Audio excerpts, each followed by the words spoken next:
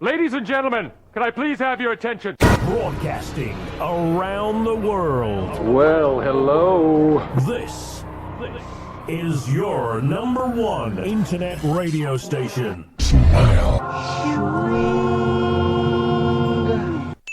Thursday night, TC Talk, 7:30. How you doing, Rich? I'm very well. How are you? All right, mate. I'm all right. I'm good. Busy week. Loads happening, especially today. England have made a final. Yes. Come on, the Kiwis. You're my last hope. You are funny. You can't believe that the Aussies have let that one slip. Anyway, but yeah, to be fair, like I said on Facebook today, it is a very English game, isn't it? Yeah. It's cricket malarkey. It is. It's one of those things that, yeah, I'm quite pleased that England are actually quite good at it, apart from the fact you have an Irishman leading you. Owen Morgan. He's a secret plant. He's going to take you all the way to the final, and then he's going to turn all Irish on you. He's going to rough the ball up with a bit of sandpaper, get you all disgraced. But yeah, I've also qualified as a substation inspector. I had an interview on Tuesday. Competency interview. What's all that about? Hour and a half asking me questions. An hour and a half interview. I thought it was going to be like for 20 minutes. You know what I mean? Didn't even brush my hair, Rich. with the head on. Went in, it was an hour and a half interview, and finally got myself signed off. So I'm a fully qualified substation inspector. So like I said on Facebook, never mind running across America, never mind writing a book. This is winning at life. So tonight we're going to be talking about faith. How do you keep faith when you're in the middle of an 8-week training course trying to be a substation inspector, a job I didn't want in the first place? How do you keep the faith in yourself? I always say keep the faith. That's like my little tagline and different things that I do. But what is faith? Faith to me is probably something completely different to you, Rich, and to everyone else who's listening. So and we're not talking about... I'll try not to make this religious tonight. Obviously, there's a little bit of faith and religion is involved in some way. But I'm trying not to go down the religion road. There's another day for that. I just want to talk about, having faith in your own abilities, having faith in yourself, having faith in what's happening to you is happening to you for a reason, that sort of thing. And so I'm hoping that's going to be a good enough topic for us to talk for an hour over. I'm sure it will be. We never usually struggle, do we? No. And the reason that I've started this first song today, I've been working up in the northeast for 8 weeks, and the last I've forgotten the name of the show that this guy was in. Jimmy Nail was in. Avidas Pet. The last Avidas Pet. They were moving the transported bridge from Middlesbrough over to America, weren't they? Did you ever see that episode? Yeah. So this is a little homage and a little tribute to my Middlesbrough friends for the last 8 weeks. They've been pretty good to me. It's a bit of Jimmy Nail, ain't no doubt.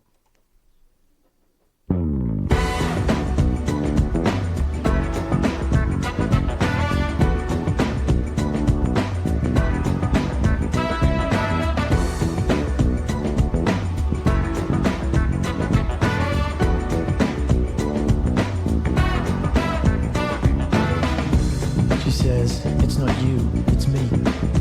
I need a little time, a little space, a place to find myself again, Oh yeah, I know goodbye when I hear it. She smiles, but her heart's already out there. Walking down the street, she says, I don't want nobody else, I love you. She's lying. There won't be somebody else, and that's true. She's lying. So you'll always be my friend, sweet darling. What does she pretend? Ain't no doubt it's plain to see. Woman like you's no good for me. Your heart beating at another door. I'm a dumb fool for to ask for more. Ask for more, ask for more. She says it's like in the song, remember? If you love somebody, set them free. That's how it is with me. But I'll always come back. And then she kisses me. And along somewhere I hear a door slam. So I say fine, and just hope that I'm a better liar than she is. She says, I don't want nobody else. I love you. she's lying, There won't be somebody else, and that's true. she's lying. So you'll always be my friend, sweet darling. What does she pretend? Ain't no doubt it's plain to see. Woman like you's no good for me. Your heart beating another door. I'm a dumb fool for to ask for more. Ask for more, ask for more. Ain't no doubt it's plain to see. Woman like you's no good for me. Your heart beating another door. I'm a dumb fool for to ask for more. Ask for more, what I am.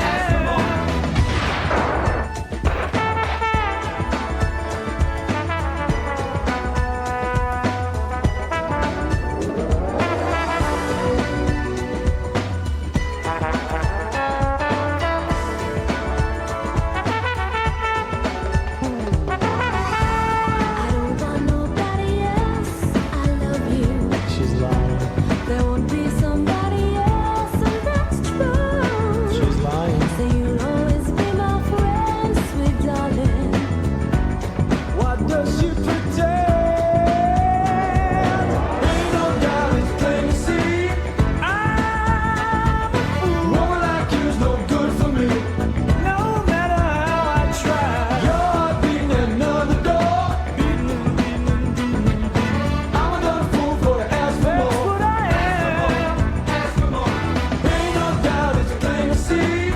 Fool that I am. Woman like you's no good for me. Your heart beating another door.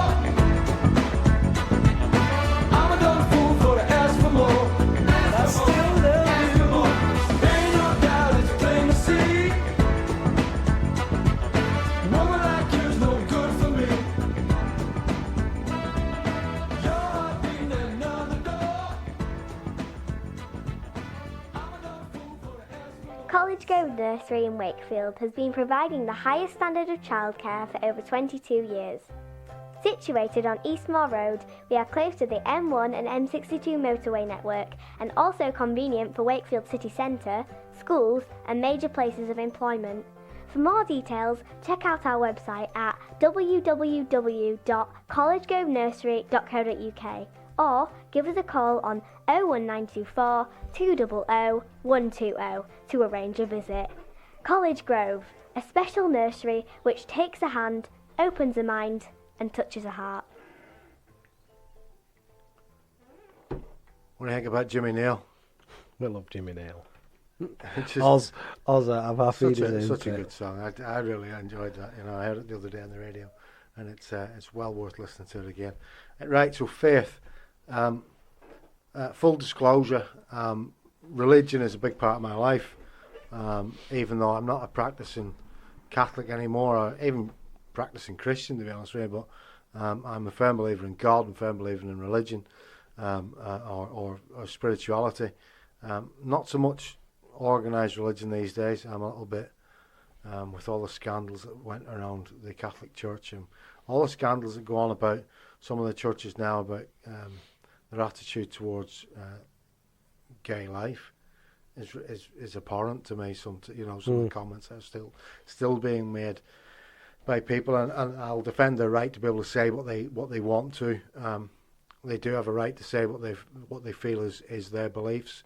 But some of the stuff in organised religion has really turned me off organised religion. But I still have faith. That's still a big part of my life.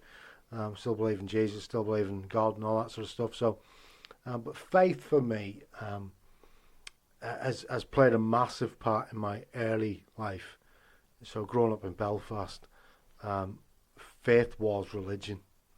That was it. There's no talk of Buddhism or spirituality or mindfulness. It was just basically, it was religion, having faith in your religion, and it was very polarized. It was Catholic, Protestant, you never the twain shall meet. And it's still going on now. I mean, like, big shout out to the nationalist communities in Belfast tonight and Northern Ireland, who are having to lock down their houses because it's the marching season. 12th of July marches, bonfire night tonight, 11th of July, and all the marching season. So still very polarised now, even 2019. You know, my old local church, St Bernard's, had to lock the gates this morning. I won't open the gates until Saturday morning.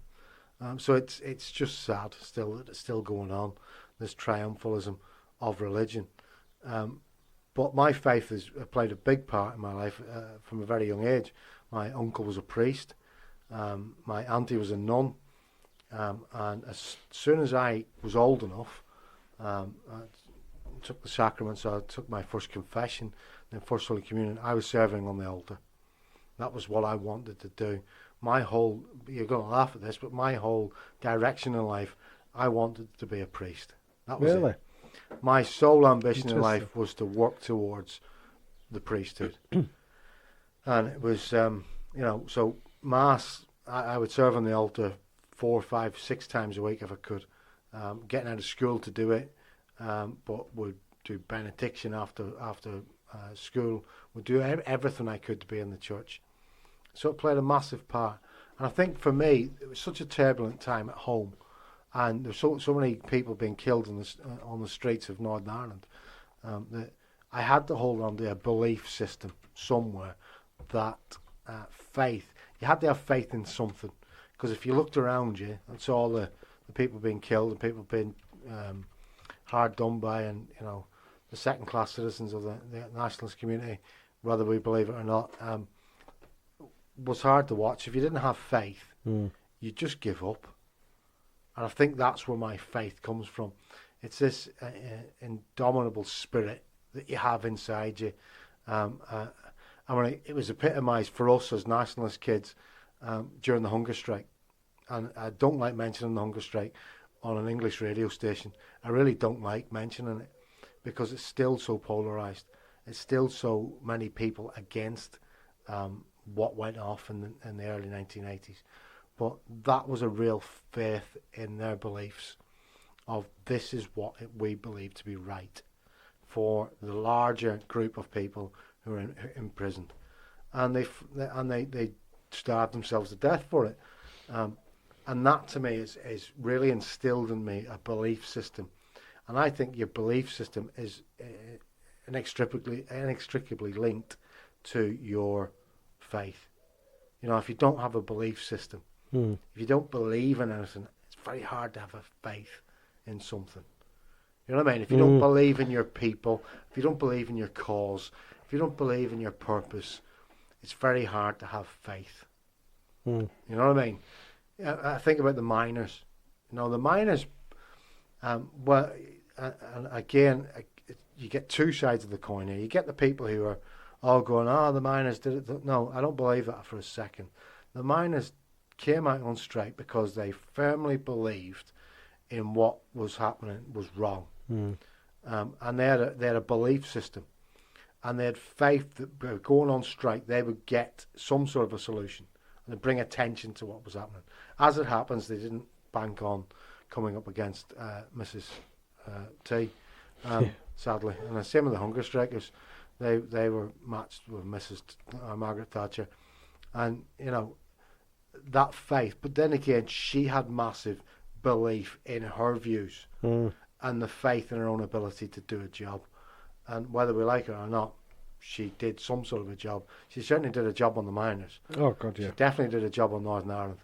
I'm going to get too political here. I didn't want to be that way. But I'm trying to get across the point that if you don't have a belief system, so if you're brought up without belief systems, so things just happen. I don't know if you. I know you. I don't know you long enough, Rich, but I think I know you well enough now to know that you were brought up to have a belief in this is how things are done. This is what we do, and this is how we do it. And your faith in your own ability to follow that path was instilled. Am I right on that? Yeah, definitely. And I think that's something that I possibly think we're losing. People, everything's questioned now. very hard to believe in, have a strong belief system, because there's always somebody who's going to point out it's nonsense. So he used to say to me, "Let me know. Why am I doing that? Because I've told you to do it." That's right.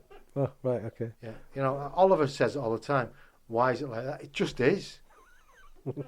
It just is. But why? You know what I mean? And I think that's possibly why so many people struggle with faith and faith in their own ability, because possibly they've heard things that, you know, that's just not what we do. Mm. The working class thing, I was tortured for, you know, until I sobered up. I tortured myself thinking I couldn't do certain things because I was working class. You know, I couldn't go into certain places. I still struggle with it now. I still struggle with restaurants. I don't belong in a restaurant, you know, because I'm a working class kid from Belfast, and we never went in restaurants. We just didn't. You know what I mean? It just wasn't our thing. So I still struggle with that belief system. I'm the total opposite. Me, I'll go wherever I want to go, and if I've worked hard enough, which I do work hard, that if I can afford it, I'll do it, and I make no apologies for it. And where does that belief come from? I don't know. I don't know. I've always been I don't know, a doer. You know, if I'm doing it. So somebody's put that. Probably my dad, to be honest, because he would always, one of the things I always remember growing up, and he instilled into me, and it not religious or anything like that, any religion or anything like that. It was, if you're gonna do something, do it. So if you say you're gonna do something, do it, and don't ever let anybody down, because you never know when you may need that person. See, that's faith. Mm. You know what I mean? That is faith, and you say it's not religion, but that's actually everything that's Christian about the world. If you say you're going to help somebody, help them.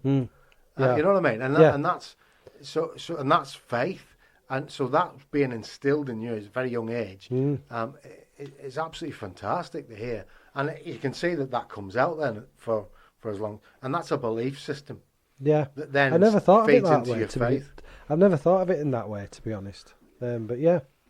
When you say, because people listening and watching on Facebook Live, I mean, me and Tom have had conversations about faith off the air, and I'm not religious at all, and I'm quite envious of people who do have faith in, you know, be it spiritual, be it Catholic, Protestant, whatever faith you choose. Not Protestant. Yeah, but do you know what I mean? Not on the 12th of July. Come on. No, sorry. but. You know, whatever religion or whatever faith you have, you know, it's not something, and that goes back to when, you know, conversation me and Tom have had when my mum passed away. I was only 12, and I was being the big man, didn't cry, you know, and the vicar or whoever it, you know, father or whatever he was. I mean, I'm from that CV, that made up religion that Henry VIII set up. That's right, yeah. And just so you could behead your wives. Yeah, exactly. And you still do that, by the way? No. Don't think you can. What's the point then? And he turned around and he put his hand on my shoulder, and I remember it as if it was yesterday. And it really, it angers me now. And he said, "It's God's will." And I got a clip off my dad on my mum's funeral, because I said a certain choice where, well, you, if that's God's will. Yeah. And we've had this conversation that it's you're blaming the player, not yes, you know, I know, rather than the game. You know, the game itself is bigger than the priest. The faith itself is bigger than any priest, and any good priest will tell you that. Any good priest will say. I once got taught that by a priest in Australia. When he got speaking to me, he says, "Oh, it's great to see you in the congregation." I said, "Yeah, I'm just over here from England, and I'm staying with my auntie." So, "Oh, it's really good to see you." I said, "Well, you're a great priest, and I really like the youthful energy you've got." He says, "Don't come here for me." And it was as stone cold as that. Don't come here for me. You come here for God.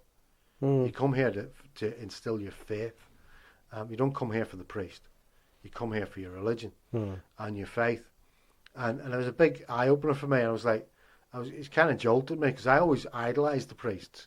I idolised all the priests. Growing up, they were just the people I wanted to be. And so for him to say that to me, it was like, yeah, maybe I've got a bit more freedom here. maybe I can explore my faith in a bit more, a bigger way. And I was still struggling, even when I was in Australia. I was 21. I was struggling with drinking, struggling with relationships, I was struggling just with life in general. But faith always brought me back to, well, at least I've got a point where I can go to when I'm really struggling. And again, that takes it back to religion. But as I went on in my life, I think I moved away from faith in myself. As I got deeper and deeper into my addiction, I didn't have any faith in myself. I didn't believe I could be any different. I didn't believe that things were going to be any better than they were, i.e. me having a job, getting drunk, going to sleep, getting up, going to work. And that was as good as I could expect. So I lost a lot of my faith in myself. Now, coincidentally, it's the time when I moved away from religion. So, now, the two could be linked in some way. You could be an armchair psychologist and say, well, there you go, Tom. You should have gone back to religion. And it really is interesting. When sobriety kicked in, I kind of went back to looking for some guidance, looking for some words of support, looking for something to back me up in, can I do this? And if anything, the Bible, I'm going to quote my mother here again, even the devil can quote the Bible. Yeah? So I'm going to clear that one up. So, but in your times of hardship, you type in any word into your new Bible app on your iPhone, and it will give you a verse that will get you out of the mire. It will give you a little bit of faith in yourself again, and just underpin. It's a bit like reading the motivational quotes. Now, I'm not comparing the Bible to brainy quotes or whatever they call it, but it's something that you can reinstill your faith in yourself, and that's where I always bring myself back to. I try and bring it back to my faith in God, and what He tried to teach, which is, if you believe in yourself and you believe in those around you and you choose kindness over anything else, you will find a way. And I think that's where lots of people confuse faith and religion. That's the basic teaching. It just is, be kind to yourself, be kind to those around you, be good to others, help where you can, and if you can't help yourself. Yeah. You know what I mean? And we miss, because there's so many people reading the Bible and reading too much into it, we miss the simple parts. The simple parts of be kind. Jesus just taught kindness.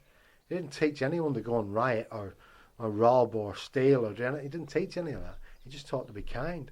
And I think faith in your ability to be kind to people, now that's tested all the time, isn't it? Definitely. Because let's be right about it, we don't meet kind people every day, do we? No. You meet some absolute clowns. And I'm included in this. I'm not nice 90% of the time, but possibly because I've moved away from my belief system. I'm doing a job I don't want to do. I'm moving away from that. So I'm not nice. I'm trying to be pleasant as best I can be, but I haven't got a natural pleasant demeanour. I think that's the Belfast in me. But I do think it's a belief system. So having that belief system of, if you're going to do a job, do it right. For me, it was follow, the old quote, what would Jesus do? I know that sounds ridiculous, but I do use that every now and again in my head. If I'm losing it, I go, what would Jesus do? Yeah. Well, he'd probably just stop. And he wouldn't say anything else. If you can choose to be kind or choose to be right, always choose kind. And that's against a belief system I have, or I try to be. Sometimes I'm not kind. Sometimes I'm brutally honest with people, and I feel bad about that sometimes. But yeah, the faith in yourself is, I think that's a really difficult thing for people to continually have faith in what they're doing and a belief in what they're doing, because I honestly think in this country we're taught not to be like that. We're taught, not to be boastful or bashful. and talk about how good you are at things. And you've got to do a little bit of that to have faith in yourself, don't you? Yeah, it's self-belief, isn't it? And sometimes if people have got a lot of self-belief, it can come across as a little bit arrogant and cocky. Yeah.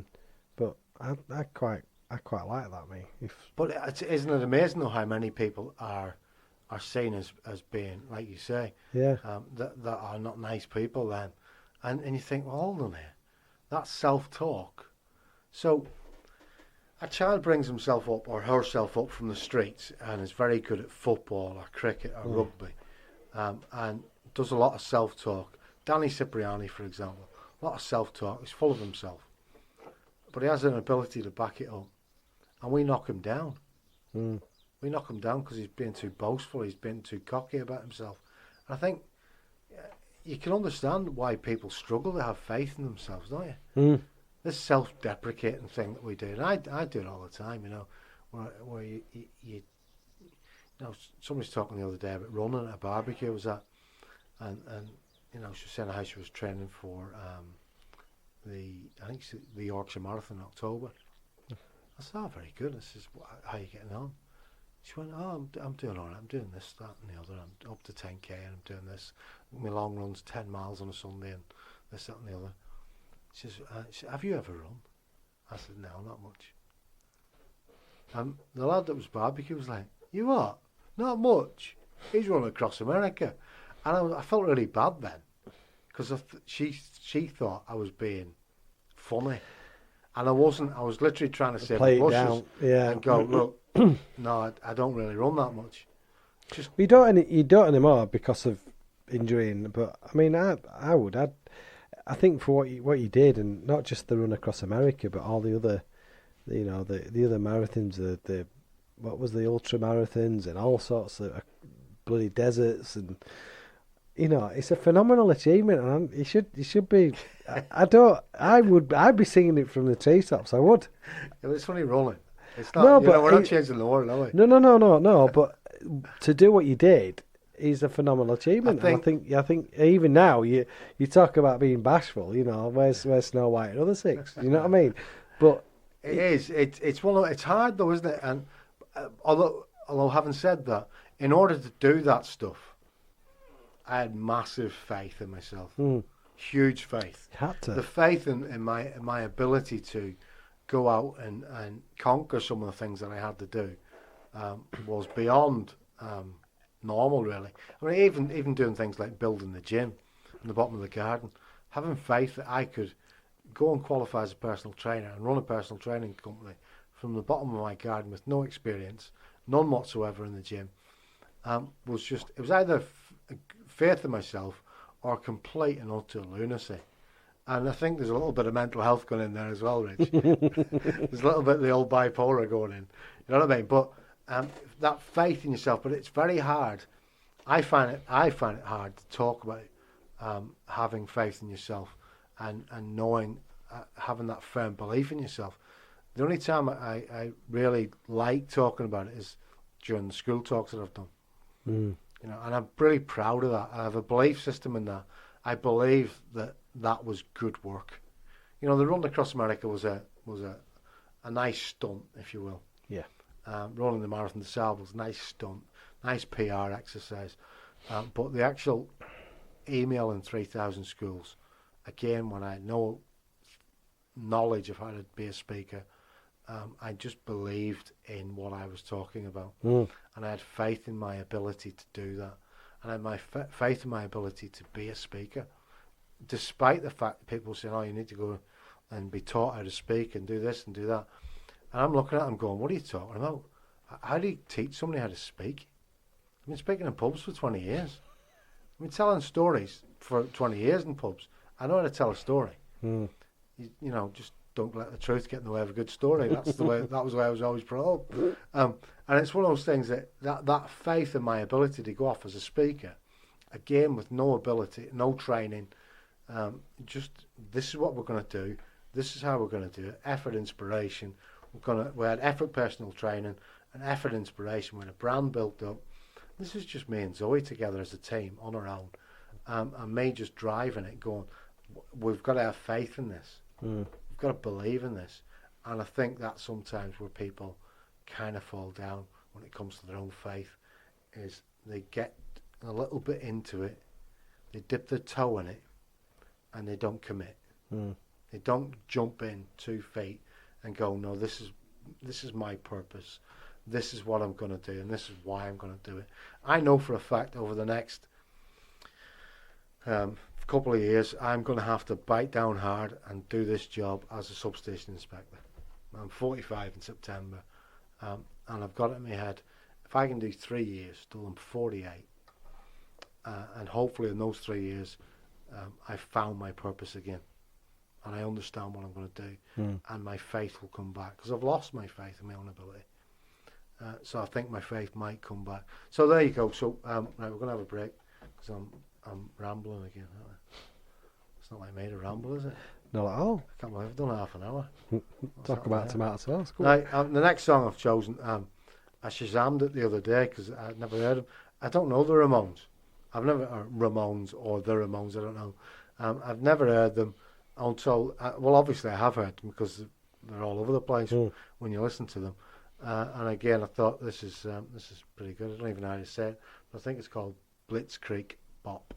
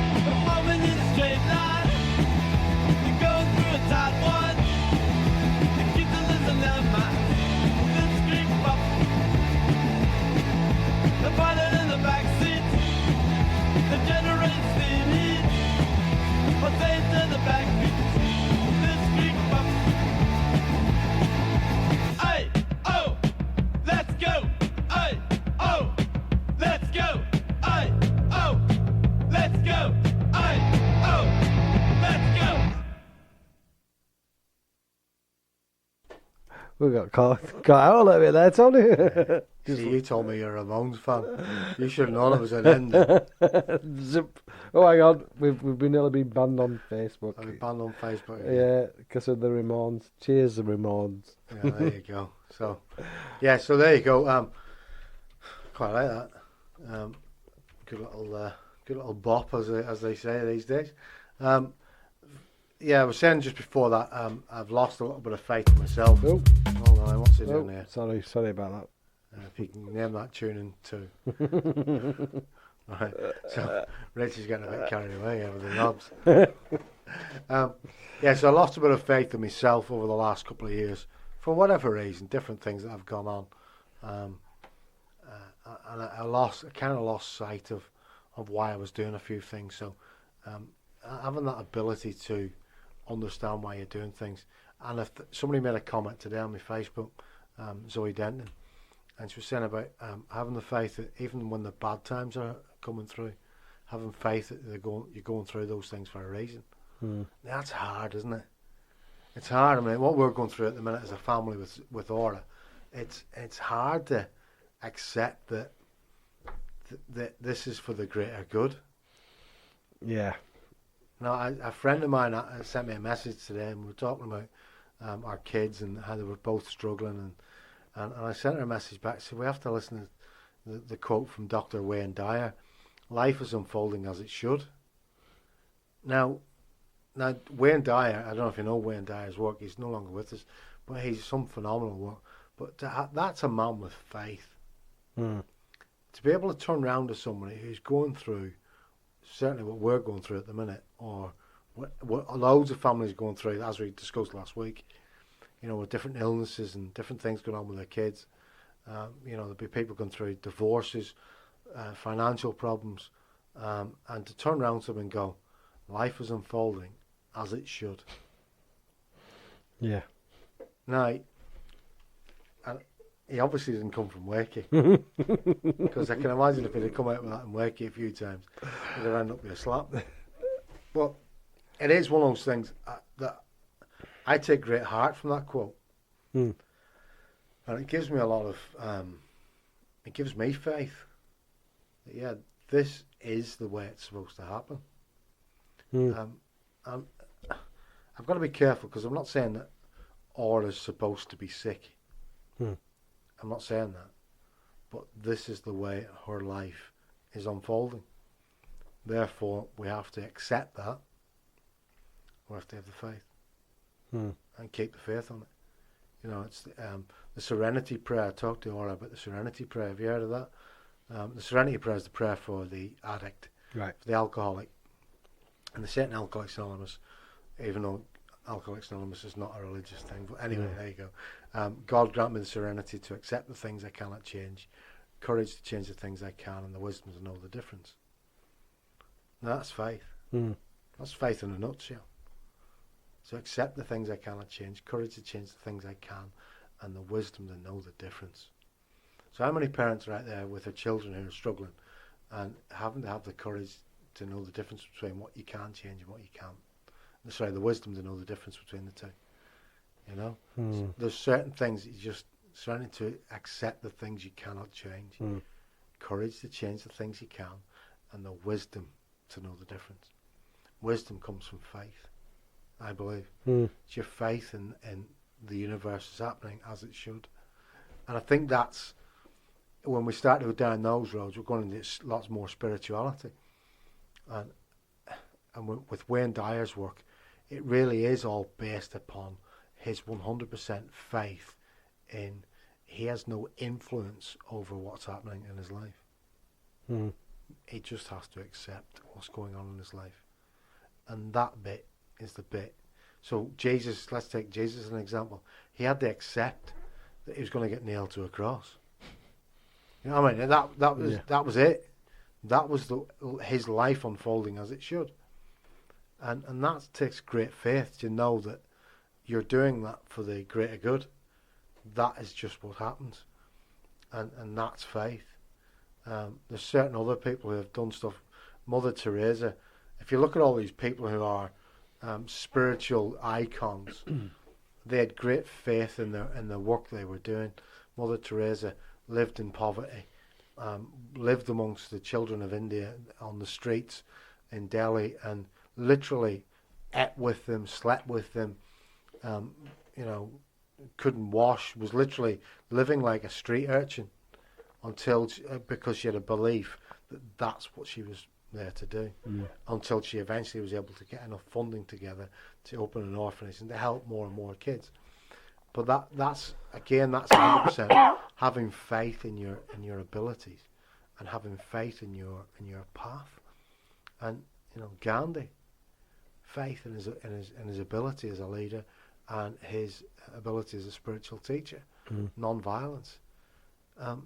In that period of 1910, 1920, to preach non-violence when, sorry, I'm having a go at the British again, when the British were being absolutely horrendous in their treatment of the Indian people, to preach non-violence, it must have been met with Gandhi, you're an idiot. What are you doing? You're an idiot. You know.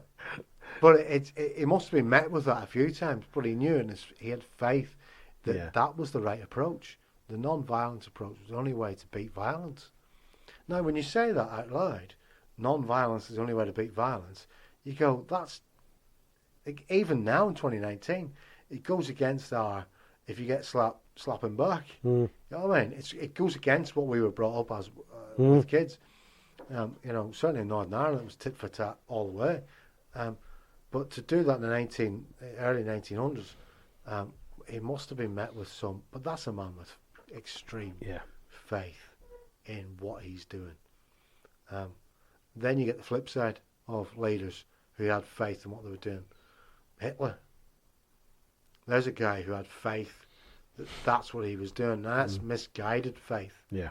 And you often get that, don't you, with people who have misguided in their abilities, delusions of grandeur. I think sometimes that's what we go back to what you were saying earlier on about people being a bit too cocky. Hitler got a bit too cocky, didn't he? He was a little bit, you know, delusions of grandeur. Yeah. But people believed him. They followed him because he had that much conviction of his faith. This is what he believed in, and that's powerful stuff. To think that if you have powerful thoughts for a good reason, but equally powerful thoughts for a bad reason, both work. So faith can not only construct a nice, happy life for you, but it can also destroy you. If you have a belief system that's warped for whatever reason in your early days, that belief system and that faith can tear you down as well as build you up. And I think that's important to know, that just because you have faith in your own ability doesn't mean it's guided faith. You know, I think that's where religion does help. Because you get even people using religion, you know, you get the extremists, don't you, and using religion as a vehicle or as a voice.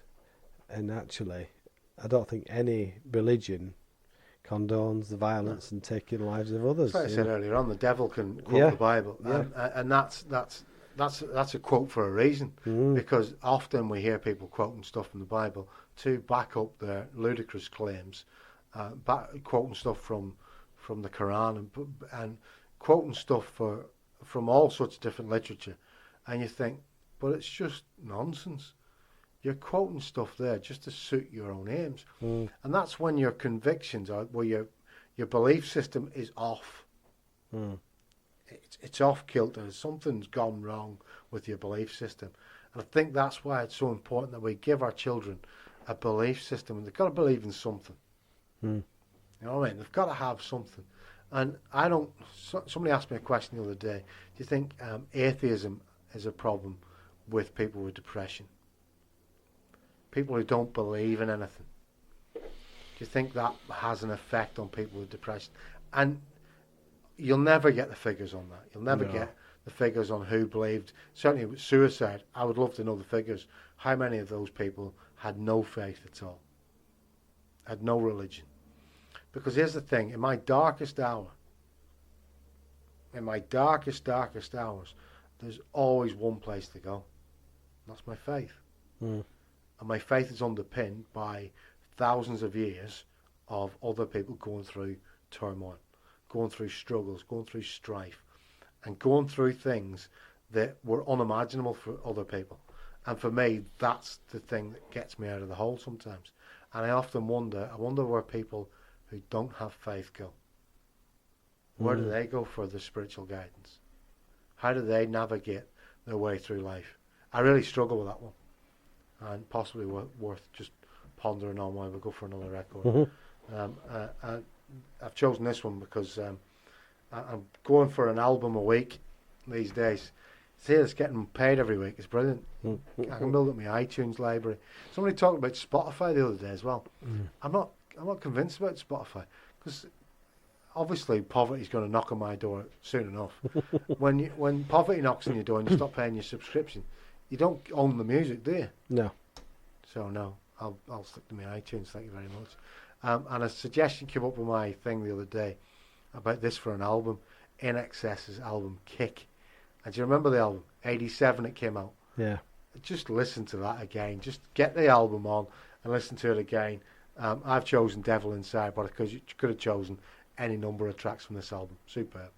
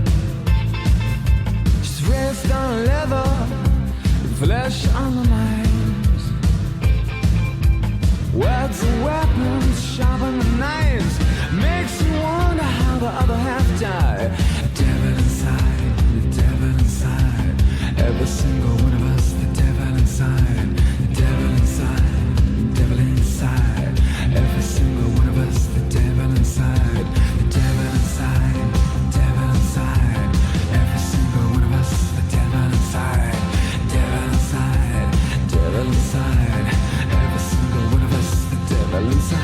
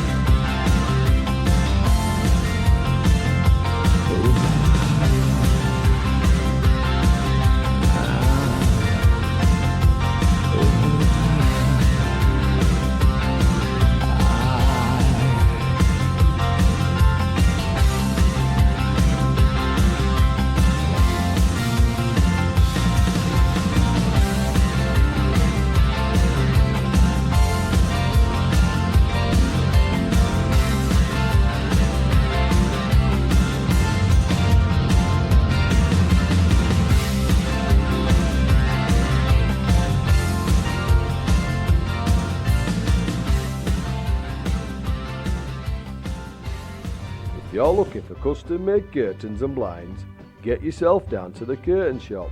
Visit our showrooms at Kingsway Ossett or High Street Normanton. For all your curtains, blinds and upholstery needs, go to the Curtain Shop. And if you mention Smile Radio, you'll qualify for free lining for all custom-made curtains. The Curtain Shop, Kingsway Ossett and High Street Normanton.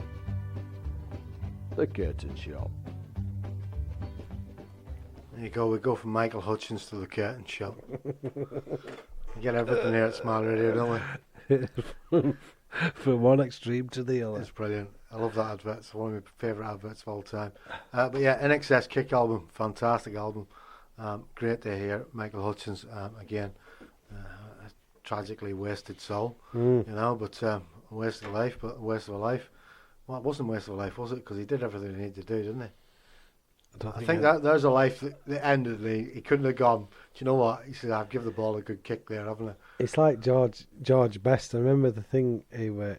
I think he was 27 when he hung his boots up, and apparently it's when you pinnacle, isn't it, as an athlete?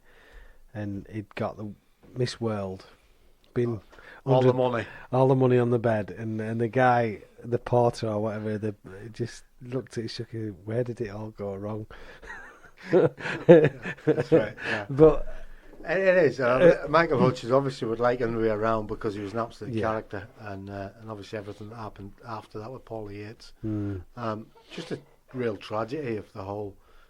But he did. He lived life well. He enjoyed himself. He was a great singer, great frontman. Everything music should be to me. Yeah. Did like a bit of Michael Hutchins back in the day. A bit of man love for him. Even had my hair like him back in the day. Don't have it anymore. See, if Hutchie was still around, you'd look like this, but he'd still look good, wouldn't it? I think there you go. So we're coming to the close of the show. I think it's important just to emphasise that point again about keeping faith in something positive in your life to try and navigate your way through the dark times. And that could be faith in your own abilities is preferable, but faith in what you're trying to achieve, maybe as a parent. So maybe your parenting skills are being tested at the minute, and you're really struggling to stick the course. Keep faith in it. Keep faith, and it will work out okay. There's times when you'll be tested. There's times when you'll doubt yourself as a parent, but stick with it. Keep the faith. Same in relationships. There'll be people who will be listening who will be struggling with relationships, and often in my experience of relationships, you go through difficult periods in relationships, and often people are too quick to throw in the towel. They're too quick to go, "Oh, this isn't working." Well, in actual fact, if you can stick the course, keep the faith in the relationship, and navigate your way through it, obviously as long as both of you are happy and safe, then things tend to work out for the best. But you have to keep that faith in that relationship. And I think it's important. If your business is struggling, but you have a clear vision in your head. So we're talking about Smile Radio. You have a vision in your head for where you want Smile Radio to be. And there'll be times when you'll be tested. There'll be times when you're going, "I don't know if I can be bothered going down that garage again and doing another show." And you look at the listening figures, and sometimes it'll be great, and sometimes it won't be so good. But it's having that vision and that belief that you can take Smile Radio to where you want it to be, and that's important. And that's faith. Yeah, that's keeping the faith. That's really is important. Businesses and all those different things that you're going through. Sports people must go through this all the time. I don't think any professional athlete can get to be a professional athlete if they don't have immense faith. That's not faith in religion, but faith in their journey, faith in where they want to go, and their belief system around where they want to go. It's like Lance Armstrong. I mean, you agree or disagree. I mean, he was focused and he had faith in him. And I know obviously the cheating side of it all, but there was an element of natural ability as well. Oh. He had some enhancements, but They were all doing it. They were all at it. So, but what an athlete! And I know people will probably shoot us down for, but what he did, he had such strong self-belief. Self-belief and faith in his ability to do it. Yeah. And again, that goes back to what we said earlier on. It can either be constructive or destructive. And he didn't care about who he brought down. No, he didn't. No. But having said that, I agree with you. He won 7 Tour de France's, 5 of them having battled cancer. Now, I don't care what drugs he took. He battled cancer to the point of where he was nearly dead. Came back from death's door and still won 5 Tour de France after that. Now, I think the bad blood in that one, bad blood. There's a lot of bad blood at that time. The bad blood was the other guys who were doping were sick that this guy came back from his deathbed and still beat them. You know, so to me, he's a bit of a fallen hero for me as Lance Armstrong, but I still have that love for him, for his belief in himself, that faith that he had in himself, and that drive. And it's probably one of the things that when I read his book, It's Not About the Bike, he noticed that somebody else wrote a great book called It's Not About the Beard. And that's why that was also part of the homage to Lance Armstrong, because when I read his book in my early days of recovery, I thought, if this guy can do this, if he can come back from this and win the Tour de France, I can beat addiction. Yeah, and that was my belief system. That's where my faith started to come through, and that's, you know, as far as I'm concerned, that's what faith is. It's picking your course, knowing where you're going in life, and sticking to it. Don't be wishy-washy. Don't listen to Richie's dad. If you're going to do something, do it. If you say you're going to do it, do it. Don't be wishy-washy. Have faith in yourself, and keep the course. You know, and you'll get your rewards. And yes, you'll have dark times like I'm going through at the minute, but you will also have some shining times where you'll be stood on the top of the mountain. And, you know, as Martin Luther King would say, I can see the promised land, and it looks good. And I've said that many a time. I've been to the promised land. I've had those highs. I've also had the lows, but I've had the highs. The promised land does look good. You know, keep the faith, as always. Right, time to finish. Yep. Again, I can't believe an hour goes. I'm going to have to do a 2-hour show. I think I could do a 5-hour show. I think you could do a marathon. Talk about ketchup for 5 hours. Right, this one, I just, for me, one of the best songs around back in the day. Just love listening to this. Would love to have been skillful enough to remember all the words. But this is the Young MC, Know How. Enjoy. So don't forget, if you've missed this show, any other show, you can go to our website, www.smileradio.co, click on demand, or download the podcast from all the great podcasting sites, iTunes, Spotify, Podbean. And don't forget, stay tuned till later on tonight, 9 o'clock, we've got the Game Boys coming up. So see you next week. Thanks again, Tom. No problem. Keep the faith.